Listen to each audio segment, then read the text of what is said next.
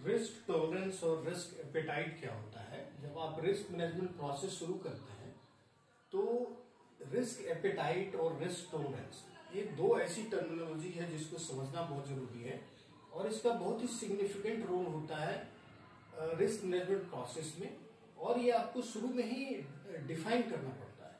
तो चलिए आज समझते हैं कि रिस्क एपेटाइट क्या होता है और रिस्क टॉलरेंस क्या होता है। तो रिस्क एपेटाइट और दूसरा है रिस्क टॉलरेंस।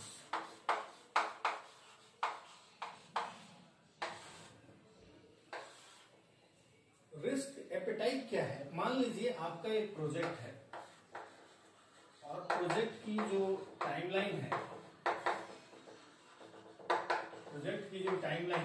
वो 3 इयर्स है। ओके, अब आपका मैनेजमेंट जो है वो डिसाइड करता है, चूंकि हर एक प्रोजेक्ट में रिस्क होते हैं, अनसर्टेनिटीज होती है और कभी भी सिचुएशंस, कुछ ऐसी सिचुएशंस होती हैं जो आपके कंट्रोल से बाहर होती हैं। तो हो सकता है कि कुछ इम्पैक्ट आए आपके प्रोजेक्ट पे और 3 साल में आप कंप्लीट ना कर पाए। तो मैनेजमेंट डिसाइड करती है कि चलो एडिशनल 6 मंथ ले लेते हैं। अगर 3 साल 6 महीने में भी ये प्रोजेक्ट हम करते हैं तो भी ये एक्सेप्टेबल है और इसमें कोई नुकसान नहीं है। तो जो एक्सेप्टेबल जो लिमिट है, मतलब आप कोई प्रोजेक्ट कर रहे हैं उसमें एडिशनल इंपैक्ट आप कितना एक्सेप्ट कर पाते हैं, that is called risk appetite. तो मान लीजिए कि मैनेजमेंट ने डिसाइड किया कि 6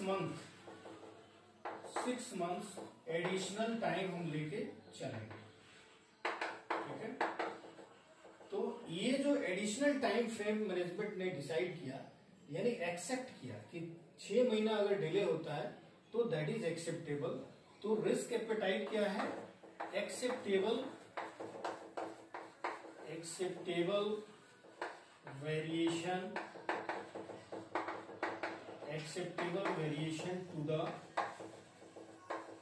ओरिजिनल टाइमलाइन। इसी तरीके से आप कॉस्ट में भी डिफाइन कर सकते हैं कि मान लीजिए आपका प्रोजेक्ट का कॉस्ट है 100 करोड़ और मैनेजमेंट ये डिसाइड करती है कि चलो 110 करोड़ भी होता है तो ये प्रोजेक्ट को हम कर सकते हैं और इसमें कोई ज्यादा नुकसान नहीं होगा। तो जो एडिशनल 10 करोड़ मैनेजमेंट डिसाइड कर रही है that is your acceptable limit, that is called risk appetite. अब रिस्क टॉलरेंस को समझते हैं। मैनेजमेंट ने तो यहाँ 6 मंथ एडिशनल डिसाइड कर लिया, लेकिन साथ में ही मैनेजमेंट ने एक इंटरनल रूल बनाया। ये जो डिसीजन है 6 मंथ का, ये डिसीजन मैनेजमेंट ने अपने पास रखा। ये कंपनी के अंदर, प्रोजेक्ट के अंदर इंटरनल लोगों को नहीं बताया, ये इसने अपने पास रखा। और साथ ही साथ मैनेजमेंट ने एक रूल बनाया कि अगर ओरिजिनल ड्यूरेशन यानी 3 साल से 1 महीने प्रोजेक्ट डिले होता है तो that will not be acceptable. यानी मैनेजमेंट ने एडिशनल 1 मंथ का एक रूल बनाया कि 1 महीने से अगर ज्यादा डिले होता है ओरिजिनल टाइमलाइन से तो that will not be acceptable. अब जैसे ही वो 1 मंथ अगर क्रॉस करता है लेट से, तो मैनेजमेंट वहां पे अलर्ट हो जाती है। ये मैनेजमेंट यहाँ पे अलर्ट हो जाती है कि something is not good, something is wrong and we should quickly review,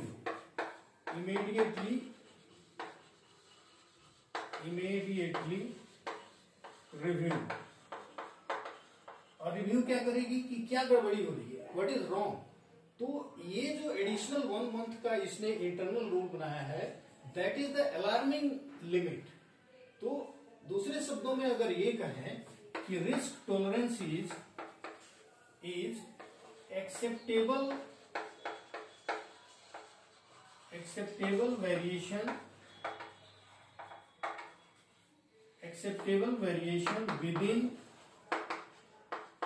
within the risk apatite. ये एपेटाइट के अंदर आप देखिए, एपेटाइट कितना था, 6 मंथ का था और मैनेजमेंट ने यहाँ कितने का रूल बनाया, 1 मंथ का। तो एपेटाइट के अंदर ही अभी ये आपका टॉलरेंस है। लेकिन जैसे ही इस लिमिट को आप क्रॉस करेंगे, management will immediately become alert and start reviewing the project की what is wrong with the project. तो अगर क्लियर कट शब्दों में देखा जाए तो risk appetite is the acceptable variation to the original project timeline in this case. अगर cost होता तो ओरिजिनल कॉस्ट, और रिस्क टॉलरेंस जो है is acceptable variation within the risk appetite. तो ये दोनों में डिफरेंस है।